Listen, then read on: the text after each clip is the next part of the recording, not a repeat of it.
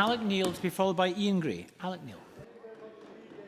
Officer, can I just quickly start on a personal note to thank you, Paul Grice, the staff and all my friends across the chamber for the messages of best wishes and support during my recent illness. You'll be glad to know, Presiding Officer, that from the ambulance I was able to tweet that there would be no by-election in Adrian Shaw's.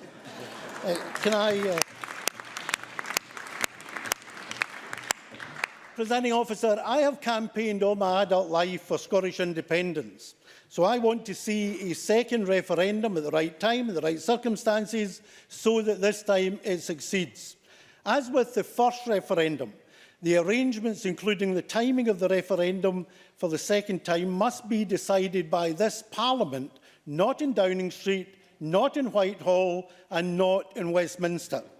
But in taking these decisions, I believe that there are three basic principles that this Parliament must adopt. The first one, on which I think there is universal agreement across the chamber, is that the referendum should only be held once we know the final outcome of the Brexit negotiations between the UK and the EU. The Brexit deal will inform the Scottish Government's prospectus for the trading relationships between an independent Scotland and the rest of the UK and the EU. This is all the more important, Presiding Officer, because trading relationships are likely to be as important in deciding the outcome of IndyRef 2 as much as the currency was in deciding the result of IndyRef 1. We should not, and neither should we forget, that there are in effect two Brexit deals to be done. One will cover the exit arrangements for the UK from the EU. The other will be in the successor trading relationships between the UK and the EU. And whilst there's a statutory deadline for the former, there isn't for the latter. It is therefore possible that all will not be done and dusted by March 2019. Negotiations on a trade deal, I hope not, but may extend beyond that date. And I think the Government has recognised that and built in flexibility into its position. In supporting the Government's motion tonight, I therefore do so on the basis that we need to know the outcome of both the existing deal, the exiting deal, and the trading deal before we hold a second independence referendum.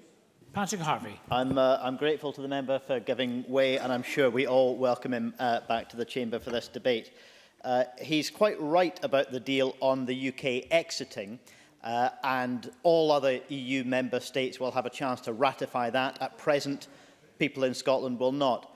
But is he saying that he has confidence in the UK government to represent the interests in Scotland and interests of Scotland subsequent to that in negotiating a trading arrangement for the ongoing period? Does he have confidence in the UK government respecting Scotland given their track record so far? Alec Neil. I'm saying that the realpolitik is that as part of the deal, and it may end up as one deal with two parts, there is an exiting aspect to it and there's a future trading relationship aspect to it, and we need to take cognizance of that if we are living in the real world.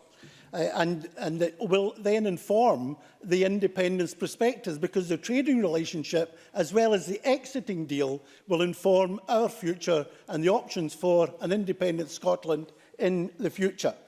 It's therefore, in my view, Presiding Officer, in all our interests for an acceptable Brexit deal to be reached, ideally, between the UK and the EU, and the best deal would be, if it were possible, would be a tariff-free, friction-free trading arrangement between the UK and the EU after Brexit.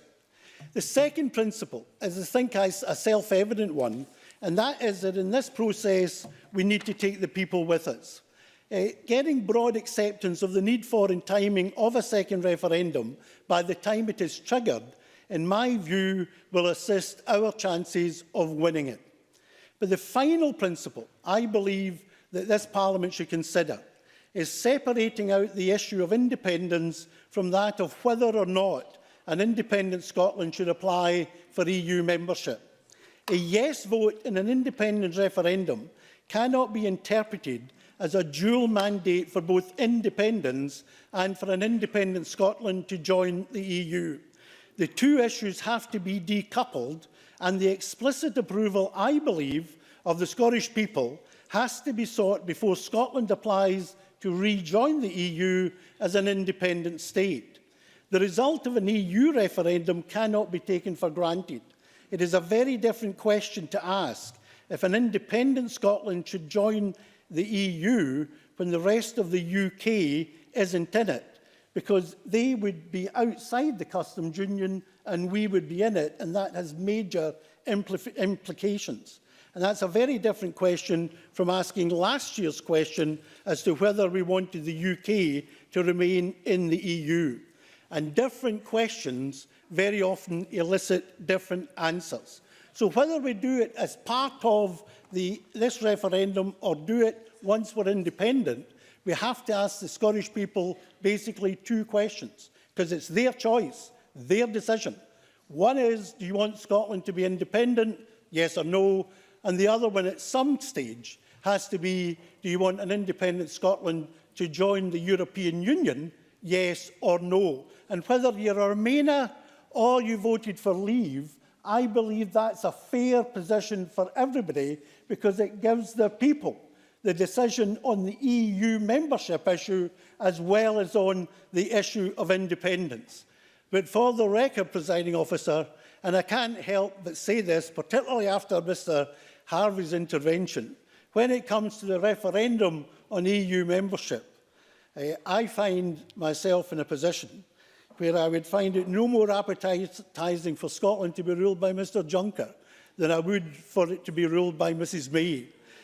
Austerity from London and austerity from Brussels, in my view, are equally damaging, not just to Scotland, but to the rest of the UK and indeed to the rest of Europe.